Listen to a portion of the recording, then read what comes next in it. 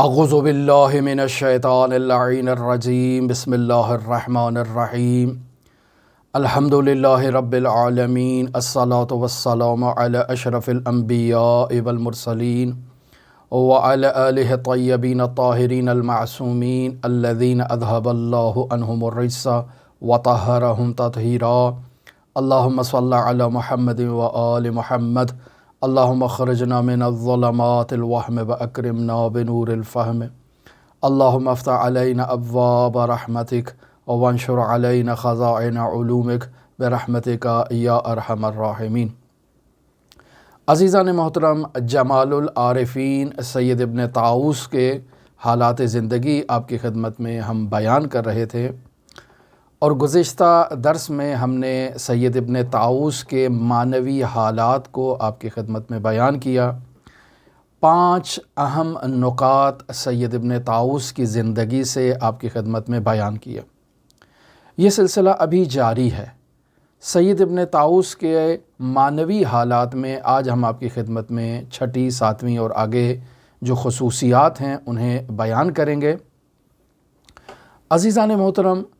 علماء شیعہ، عرفاء شیعہ کے حالات زندگی میں اگر کسی واقعے کو نقل کیا جاتا ہے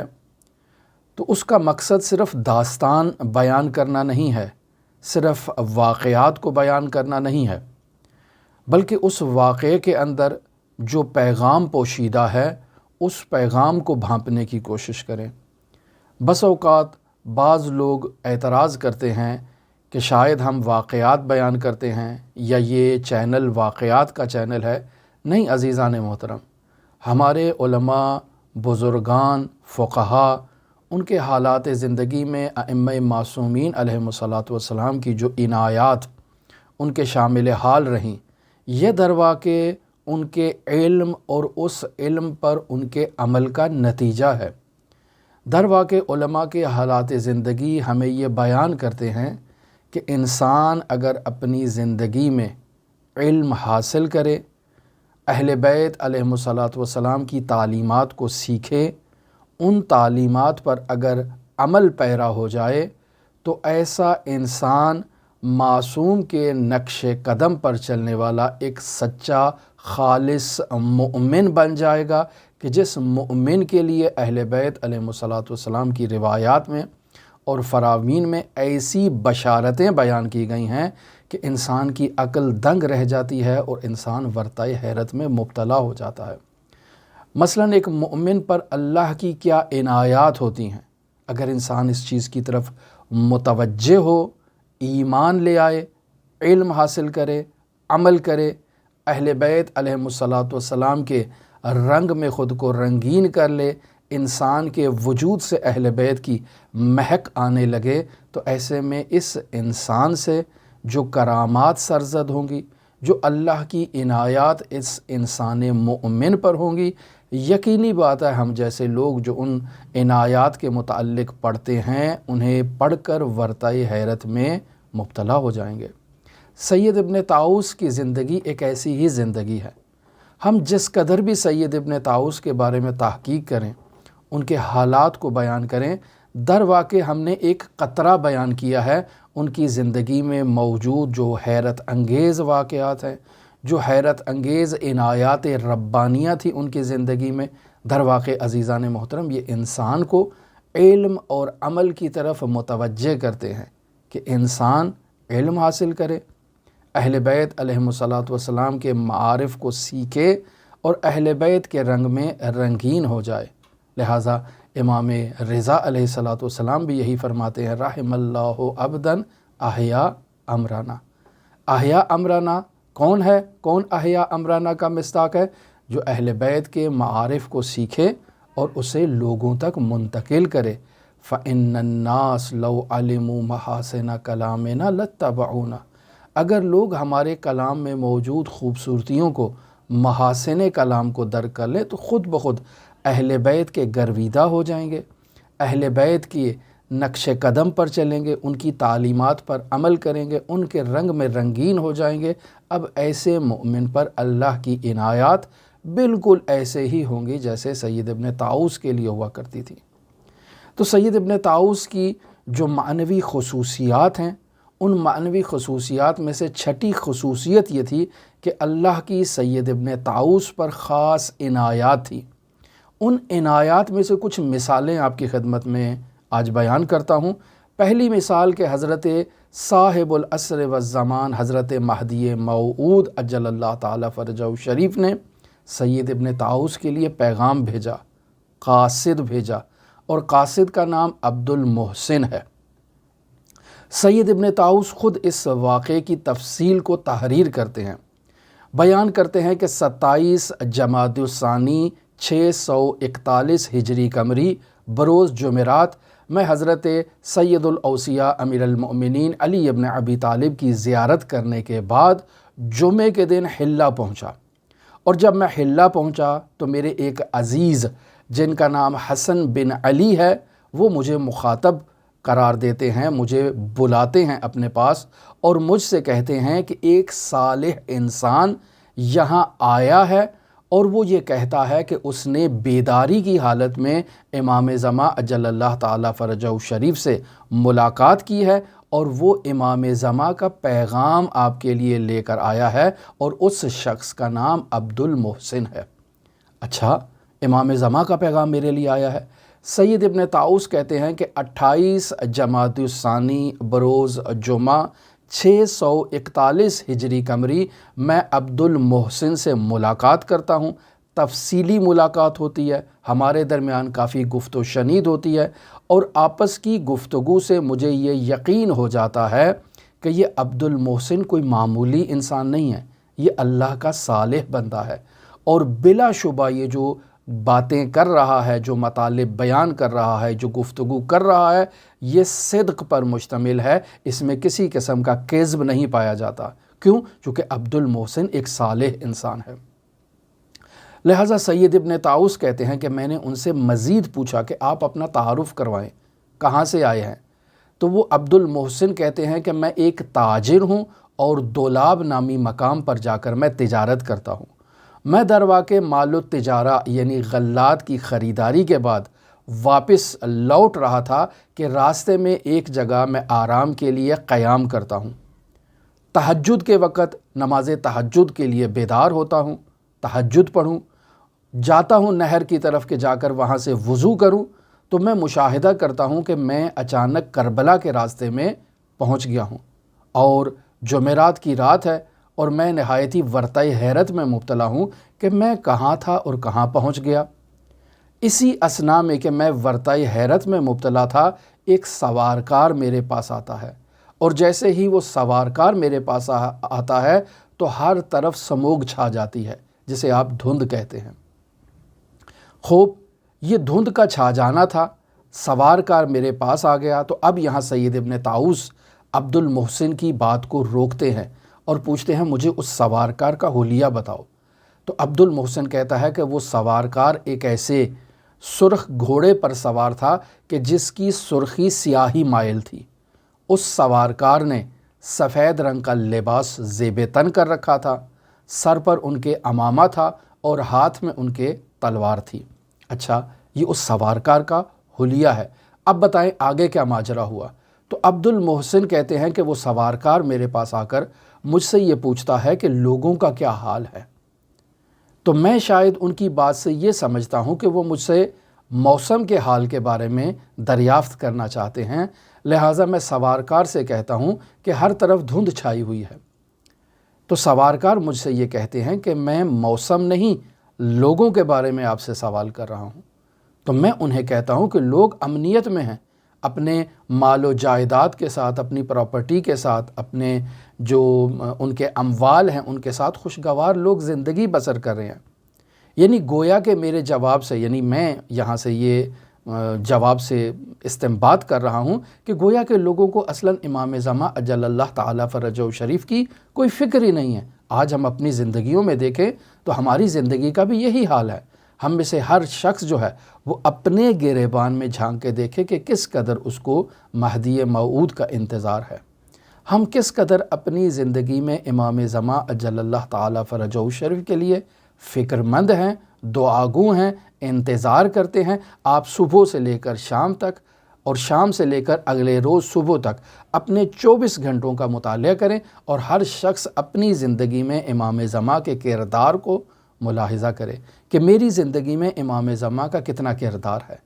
میں امام زماں کی کتنی یاد مناتا ہوں، کتنی ان کے لیے دعا کرتا ہوں، ان کی تعلیمات پر کتنا عمل کرتا ہوں، کتنا میں ان کے معارف کو لوگوں تک پہنچاتا ہوں، ان کے ظہور کے لیے میں کیا کردار ادا کر رہا ہوں۔ میں اپنے لیے اگر اپنے گریبان میں جھانک کر دیکھوں، اور آپ میں سے بھی ہر شخص اگر اپنے گریبان میں جھانک کے دیکھیں، تو در واقع یہ عبد المحسن کا جواب ہمیں نظر آئے گا کہ لوگ امنیت میں اپنے اموال کے ساتھ، اپنی جائیداد کے ساتھ، اپنی پراپرٹی کے ساتھ، جو کچھ بھی ان کے پاس ہے، کم ہے یا زیادہ ہے، لوگ زندگی بسر کر رہے ہیں، لوگوں کو اپنی فکر ہے، روزمرہ زندگی میں کیسے مال کمانا ہے، کیسے پراپرٹی حاصل کرنا ہے، کیسے بجلی کا بل دینا ہے، کیسے گیس کا بل دینا ہے، کیسے بچوں کے اسکول کی فیس دینی ہے، کیسے انہیں تعلیم دلوانی ہے، کیسے ان کی شادی کرنا ہے، کیسے ہم ان چیزوں میں مصروف ہیں۔ ہماری زندگی میں امام زماں کا مقام بہت کم ہے۔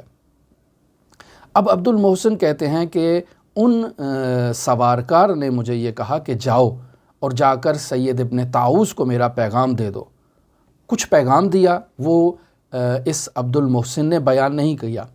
اور پھر اس کے بعد کہتے ہیں کہ جو ہے وقت قریب ہے، وقت قریب ہے، یہ 2 دفعہ جملہ کہا، اور پھر اس کے بعد عبد المحسن کہتے ہیں کہ میں ان کا یہ جملہ سن کے اس بات نے میرے ذہن میں جو ہے وہ جگہ بنائی کہ یہ امام وقت حضرت صاحب العصر والزمان ہوں گے۔ یہ بات میرے ذہن میں آنی تھی کہ میں غش کر گیا، ورطہ حیرت میں مبتلا ہو گیا، اور اس قدر میرے وجود پر جو ہے وہ حضرت کی ابوہت طاری ہوئی کہ میں غش کر گیا، اور صبح تک اسی حالت میں برقرار رہا، اسی غشی کی حالت میں وہاں موجود رہا۔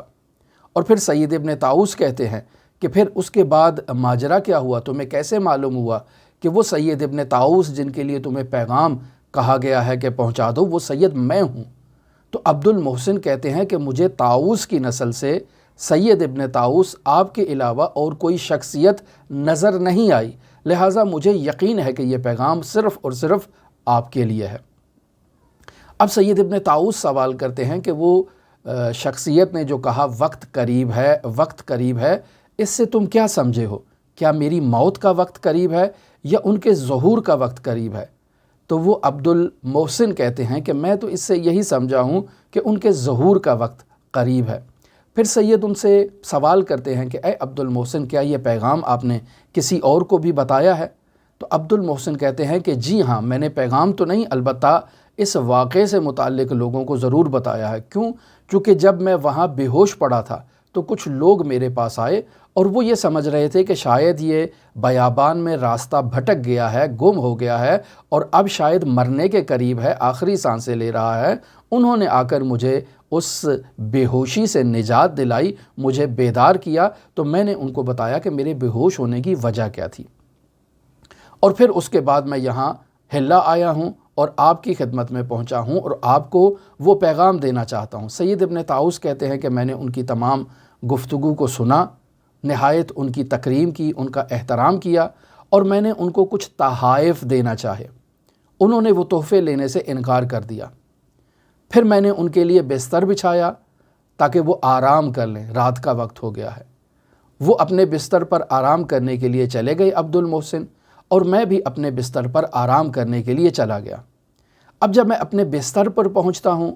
تو میں دعا کرتا ہوں کہ پروردگار میرے لیے حقائق کو ظاہر کر دے۔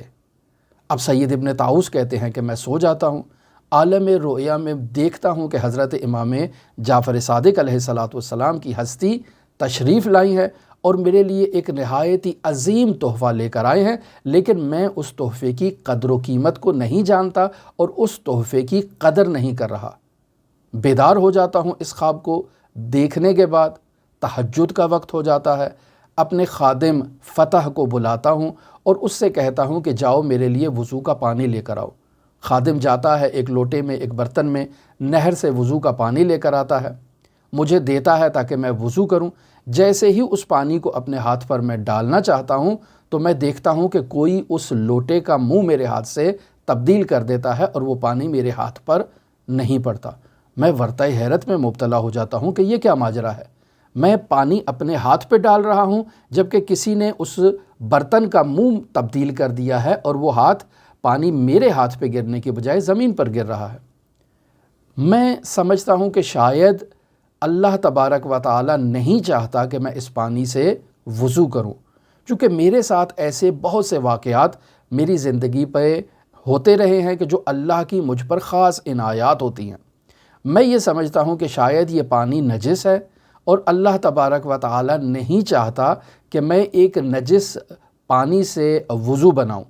لہٰذا میں اس خادم سے کہتا ہوں کہ کہاں سے پانی لائے؟ خادم کہتا ہے کہ وہاں نہر سے پانی لایا ہوں۔ میں سوچتا ہوں شاید یہ لوٹا نجس ہوگا یا کوئی ایسا مسئلہ ہے۔ میں خادم سے کہتا ہوں کہ جاؤ اس پانی کو پھینک دو، اس لوٹے کو اچھی طرح سے اس برتن کو دھو کر دوبارہ اس میں پانی ڈال کر لاؤ۔ اب میں دیکھ رہا ہوں وہ پانی پھینک رہا ہے، یعنی میں سن رہا ہوں پانی پھینکنے کی آواز کو، برتن دھونے کی آواز کو بھی سن رہا ہوں۔ دوبارہ وہ میرے لیے پانی لے کر آتا ہے اور لا کر مجھے پانی میرے حوالے کرتا ہے۔ اب جب دوبارہ میں اپنے ہاتھ پہ اس پانی کو ڈالنا چاہتا ہوں تب وہی واقعہ میرے ساتھ پیش آتا ہے اور کوئی اس برتن کا منہ تبدیل کر دیتا ہے اور پانی میرے ہاتھ پر نہیں گرتا۔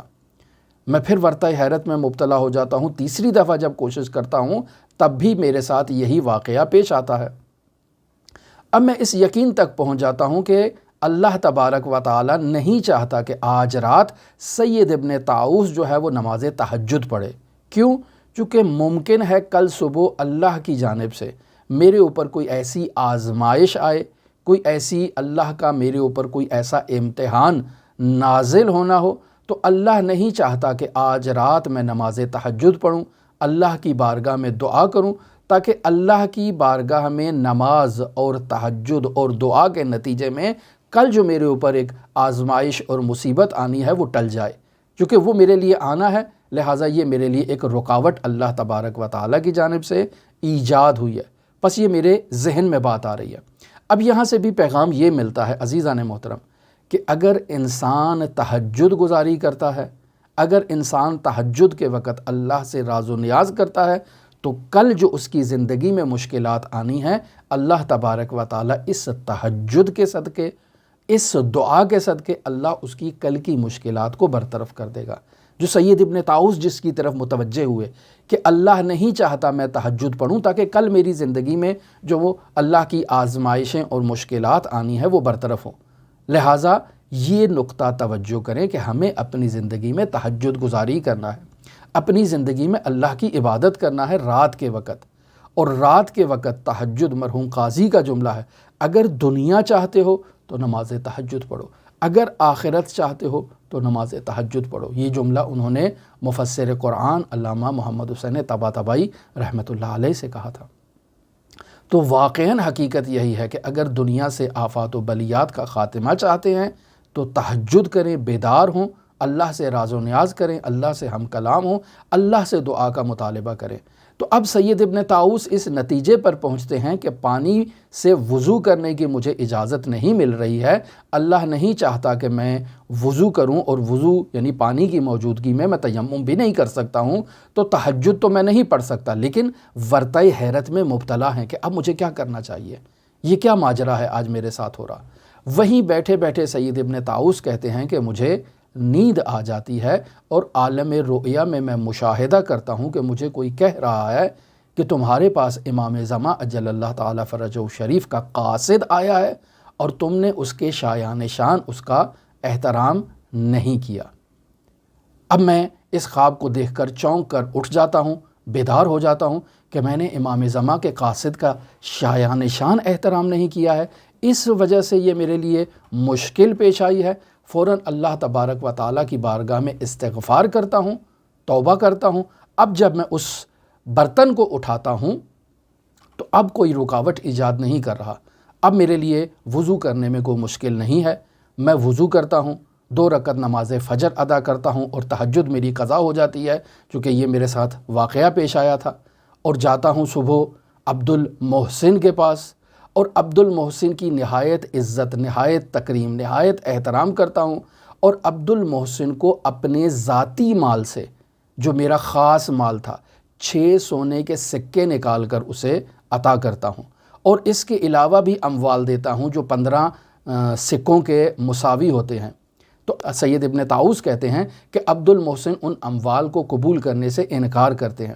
میں 100 سکوں کے برابر مال دیتا ہوں، پھر عبد المحسن انکار کرتے ہیں، تو میں عبد المحسن سے کہتا ہوں کہ یہ جو 100 سکے ہیں یا وہ جو 15 سکوں کا اموال ہے، آپ اسے وصول کریں یا نہ کریں، اس کا آپ کو اختیار ہے، چونکہ میں آپ کو تحفہ دے رہا ہوں، لینا یا نہ لینا، قبول کرنا یا نہ قبول کرنا، یہ آپ کا اختیار ہے۔ لیکن وہ جو 6 سکے میں آپ کو سونے کے دے رہا ہوں وہ میرے خاص مال سے ہیں، لہٰذا آپ سے تقاضا کرتا ہوں کہ انہیں مجھ سے قبول کریں۔ عبد المحسن قبول نہیں کرتے، تو یہ سید ابن طاؤس عبد المحسن کے ساتھ اگر کوئی شخص آیا تھا تو اس کے سپرد کر دیتے ہیں، اور اس واقعے سے یہ نتیجہ حاصل ہوتا ہے کہ سیر و سلوک میں ایک مومن کا احترام، ایک عبد صالح کا احترام بنیاد کی حیثیت رکھتا ہے۔ عزیزان محترم، ہمارے اطراف میں بہت سے مومنین موجود ہیں، ہم انہیں دیکھ رہے ہیں کہ وہ عبد صالح ہیں، اللہ کے نیک بندے ہیں، اللہ کے لیے کام کر رہے ہیں، اللہ کا پیغام پہنچا رہے ہیں۔ ایسے میں اگر ہم ان کی شایان شان تکریم نہیں کرتے، ان کا احترام نہیں کرتے، تو ہماری زندگی میں مشکلات یقینی ہے۔ آج لوگ پوچھتے ہیں کہ ہماری دعائیں قبول نہیں ہو رہی ہیں، ہم اللہ کے حضور دعاؤں کا تقاضا کرتے ہیں، ہم اللہ کے حضور اپنی مشکلات کے حل کے لیے تقاضا کرتے ہیں، لیکن ہماری دعا اجابت نہیں ہوتی ہے اللہ کی بارگاہ میں۔ عزیزان محترم، یہ ایک تفصیلی موضوع ہے، اس پر انشاءاللہ ہم پہلے بھی گفتگو کر چکے ہیں، آئندہ بھی گفتگو کریں گے، لیکن حقیقت یہ ہے کہ آج کے واقعے سے یہ بات واضح ہو گئی کہ جب ہم کسی عبد صالح کا احترام نہیں کرتے، تکریم نہیں کرتے، اس کی شایان شان، اس کی عزت نہیں کرتے ہیں، تو ہماری زندگی میں مشکلات پیش آتی ہیں۔ پھر سید ابن طاؤس کہتے ہیں کہ زیارت اور دعا سے متعلق جتنی روایات میں فضیلتیں بیان ہوئی ہیں اور دعا کے اور زیارت کے جو فوائد بیان ہوئے ہیں، میں نے ان تمام فوائد کو اللہ کے فضل سے، اللہ کے احسان سے، اللہ کی عنایت سے اپنی زندگی میں بالعیان ان عنایات کو میں نے محسوس کیا ہے۔ پھر ہم موضوع بیان کر رہے تھے کہ سید ابن طاؤس پر اللہ کی خاص عنایات تھی، جن میں ایک بیان ہوا امام زمان اجل اللہ تعالیٰ فرجہ شریف کا قاصد امام زمان کا پیغام لے کر آیا۔ وہ پیغام کیا تھا وہ سید ابن طاؤس نے بیان نہیں کیا ہے۔ دوسری مثال آپ کی خدمت میں سید ابن طاؤس پر اللہ کی جو عنایت تھی وہ یہ تھی کہ اللہ نے اپنی موجودات کو سید ابن طاؤس کے مطیع قرار دے رکھا تھا۔ یہ بہت بڑی بات ہے، اور خود سید ابن طاؤس بیان کرتے ہیں کہ اگر انسان مومن اللہ کا مخلص ہو جائے تو پھر اللہ اپنی تمام مخلوقات کو اس بندہ مومن مخلص کے مطیع کر دیتا ہے، فرمان بردار کر دیتا ہے۔ اور اس مدعا پر بھی سید ابن طاؤس نے فراوان روایات تحریر کی ہیں اپنی کتابوں میں کہ اگر بندہ اللہ کا فرمان بردار، مطیع اور اللہ کے ساتھ خلوص کا اظہار کرتا ہے تو اللہ اپنی مخلوقات کو اس بندہ مومن کے ماتحت اور فرمان بردار قرار دے دیتا ہے۔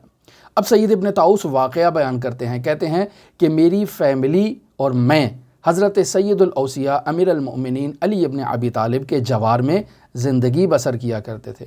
کہ ایک روز ہمارے ہمسائے سے کوئی خاتون الظاہر سید ابن طاؤس کی فیملی کے پاس آتی ہے اور اپنے گھر میں موجود مشکلات کا ذکر کرتی ہے، اور وہ سید ابن طاؤس کی فیملی اس خاتون کے ساتھ سید ابن طاؤس کے پاس آتے ہیں اور بیان کرتے ہیں مشکل کیا ہے۔ وہ خاتون کہتی ہے کہ ہمارے گھر میں غسل خانے کے اندر خود بخود چٹائی بچھتی ہے اور پھر خود بخود جمع ہو جاتی ہے، ہم اس چٹائی کو بچھانے والے کو بھی نہیں دیکھ رہے، جمع کرنے والے کو بھی نہیں دیکھ رہے، لیکن ہمارا اس واقعے کو دیکھنے سے جو ہے وہ وجود جو ہے وہ خوف زدہ ہو چکا ہے کہ یہ کون ہے کہ جو ہمارے گھر میں غسل خانے کے اندر ایسے چٹائی بچھاتا بھی ہے اور پھر چٹائی کو سمیٹ بھی لیتا ہے، اور ہم اب اس غسل خانے میں خوف کے مارے نہیں جا پا رہے ہیں، تو آپ بتائیں کہ ہمیں کیا کرنا چاہیے۔ سید ابن طاؤس اس گھر میں جاتے ہیں، اس مقام پر جاتے ہیں اور وہاں جا کر سلام کرتے ہیں اور کہتے ہیں کہ آپ جو کام بھی یہاں پر کر رہے ہیں اس کام کی خبر مجھ تک پہنچ گئی ہے، یعنی یہ جو آپ چٹائی بچھاتے ہیں اور چٹائی کو جمع کر لیتے ہیں اور اہل خانہ کے لیے جو ہے وہ خوف کا باعث بن چکے ہیں، مجھے آپ کے اس کام کی خبر ملی ہے اور اطلاع ملی ہے۔ ہم حضرت امیر المؤمنین علی ابن ابی طالب علیہ الاف و تحیت و ثنا کی ذریت اور ان کی نسل سے ہیں۔ صرف امیر المؤمنین کی نسل سے نہیں ہیں، بلکہ امیر المؤمنین کے ہمسائے اور ان کے مہمان بھی ہیں۔ تو اب اگر آپ نے ہمارے ساتھ کوئی برائی کی، یعنی یہ جو آپ خوف میں مبتلا کر رہے ہیں، تو میں حق کے ہمسائے کی قسم دوں گا جا کر امیر المومنین کو، اور آپ کی شکایت کروں گا جا کر سید بزرگوار سید الاوصیاء امیر المؤمنین مولا الموحدین کی بارگاہ میں۔ پھر آپ نہ کہنا کہ سید ابن طاؤس نے جا کر ہماری شکایت کر دی۔ سید ابن طاؤس نے یہ جملہ کہا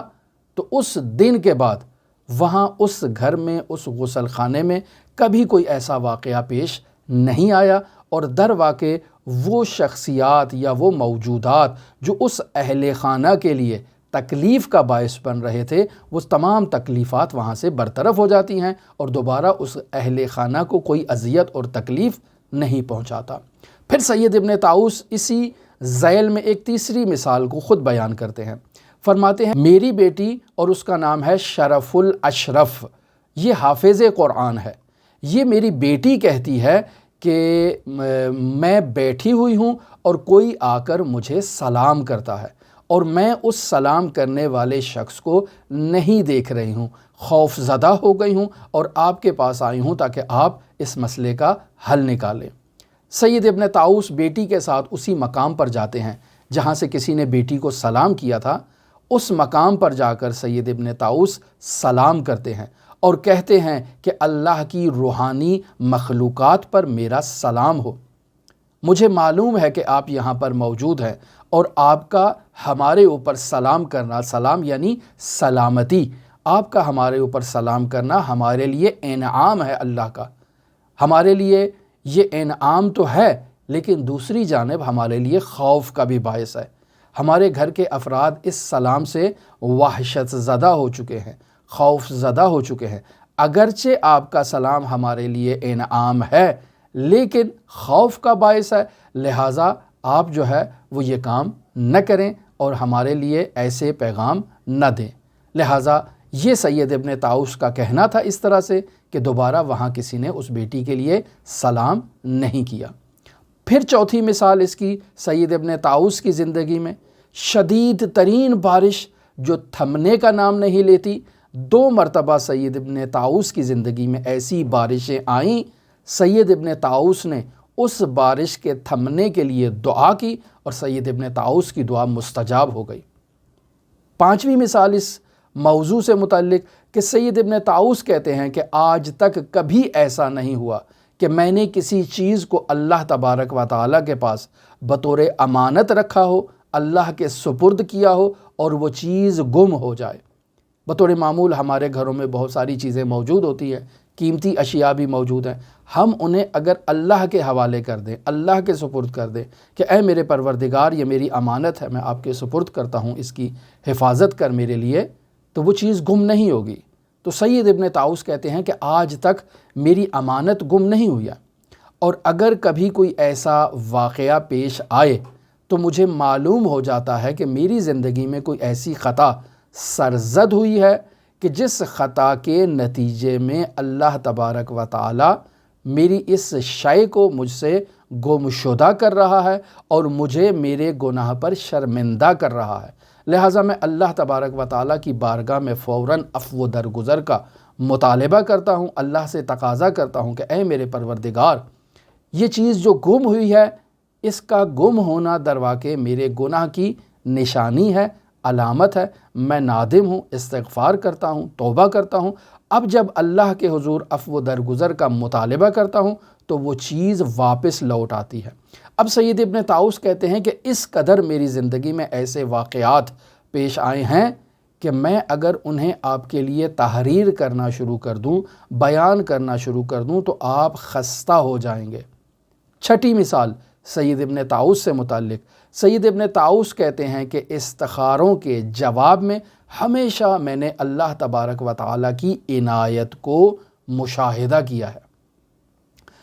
استخارے کے فوائد سے متعلق عزیزان محترم اور ان کے عجائب سے متعلق، جن کے متعلق سید ابن طاؤس کہتے ہیں کہ میں نے اپنی زندگی میں بہت سے عجائب کو مشاہدہ کیا ہے، خود سید ابن طاؤس نے استخاروں کے موضوع پر کتاب بھی تحریر کیا ہے۔ انواع و اقسام کے استخارے اور اللہ سے خیر کو طلب کرنے کے طریقے بھی بیان کیے ہیں،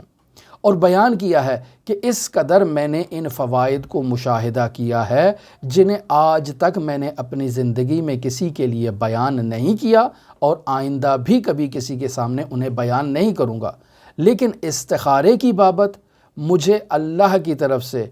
کبھی کوئی خوف مجھ تک نہیں پہنچا۔ ہمیشہ جب بھی میں نے استخارہ کیا ہے تو اس استخارے کے نتیجے میں مجھے سعادت ہی ملی ہے اور نیکی ہی ملی ہے، یعنی جس کام کے لیے میں نے استخارہ کیا اور اس کام پر عمل کیا، وہ کام ہمیشہ میرے لیے باعث سعادت ہی ہوا، کبھی مجھے نقصان نہیں ہوا۔ اور اگر اس موضوع کو یعنی استخاروں کی کیفیات کو اور جو نتائج میں نے حاصل کیے ہیں اگر میں آپ کے لیے بیان کرنا شروع کر دوں تو کئی جلدیں کتابیں اسی موضوع پر بن سکتی ہیں۔ اور سید ابن طاؤس کہتے ہیں کہ میری زندگی 53 سال ہو گئی ہے، جب یہ سید تحریر کر رہے ہیں، میں اس 53 سالہ زندگی میں جب سے استخارے کے بارے میں آشنائی حاصل ہوئی ہے، میں نے استخارے سے مدد لی ہے اپنی زندگی میں مشکلات و مکروہات کو دور کرنے کے لیے۔ کبھی میری زندگی میں کوئی مشکل نہیں آئی ہے، میری زندگی میں کوئی آفت نہیں آئی ہے۔ بس اوقات انسان عمل کے لیے بھی استخارہ کرتا ہے کہ فلاں عمل کو انجام دوں یا نہ دوں، فلاں ذکر کو کروں یا نہ کروں۔ تو سید ابن طاؤس کہتے ہیں کہ جب بھی میں نے استخارہ کیا ہے، اس استخارے کے نتیجے پر عمل کرنے کے نتیجے میں کبھی مجھے مشکلات نہیں دیکھنے کو ملی ہیں، کبھی مکروہات سے میں دوچار نہیں ہوا ہوں، اور کبھی کوئی ایسا کام مجھ سے سرزد نہیں ہوا جس میں سعادت موجود نہ ہو۔ عزیزان محترم، یہاں ہمارے استاد حاشیے میں بیان کرتے ہیں کہ استخارے کے لیے شرائط کا ہونا بھی ضروری ہے۔ اگر استخارے کی شرائط کی رعایت نہ کی جائے اور انسان استخارہ کرے تو پھر جو نتیجہ نکلے گا اس نتیجے کو اللہ کی طرف نسبت نہیں دی جا سکتی۔ کیوں؟ چونکہ انسان نے استخارے کی شرائط کی رعایت نہیں کی ہے۔ لہٰذا عزیزان محترم، استخارے کے موضوع پر مزید بھی تفصیل سے گفتگو کی جا سکتی ہے، لیکن میں پہلے بھی اس موضوع پر ایک درس بیان کر چکا ہوں، آپ اس کی طرف رجوع کر سکتے ہیں۔ بس آج ہم نے چھٹی خصوصیت یعنی سید ابن طاؤس کی زندگی کی جو معنوی خصوصیات ہیں، ان معنوی خصوصیات میں سے ہم نے چھٹی خصوصیت آپ کی خدمت میں بیان کی ہے کہ سید ابن طاؤس پر اللہ تبارک و تعالیٰ کی خاص عنایات تھیں۔ آج یہ موضوع کمپلیٹ ہوا۔ کل ہم آپ کی خدمت میں سید ابن طاؤس کے معنوی حالات میں 7ویں 8ویں خصوصیت کو بھی بیان کریں گے۔ ہماری دعا ہے کہ خداوند متعال اس جلیل القدر سید بزرگوار عالم عارف فقیہ کو جوار رحمت میں جگہ عطا فرمائے اور ہمیں ان کے آثار سے فیضیاب ہونے کی سعادت نصیب کرے۔ ہماری دعا ہے کہ خداوند متعال ہماری زندگی میں جتنی مشکلات موجود ہیں، میری زندگی میں، آپ مؤمنین کی زندگی میں، بحق امام رؤوف علی ابن موسیٰ الرضا، خداوند متعال ان مشکلات کو برطرف کرے۔ خداوند متعال کی بارگاہ میں امام زمان اجل اللہ تعالیٰ فرجہ شریف کے ظہور میں تعجیل کے لیے دعا گو ہیں، اور آپ تمام مؤمنین کے لیے امام رؤوف کی بارگاہ میں نائب الزیارہ بھی ہیں اور دعا گو بھی ہیں۔ اللہم صلی علی محمد و آل محمد وعجل فرج قائم آل محمد۔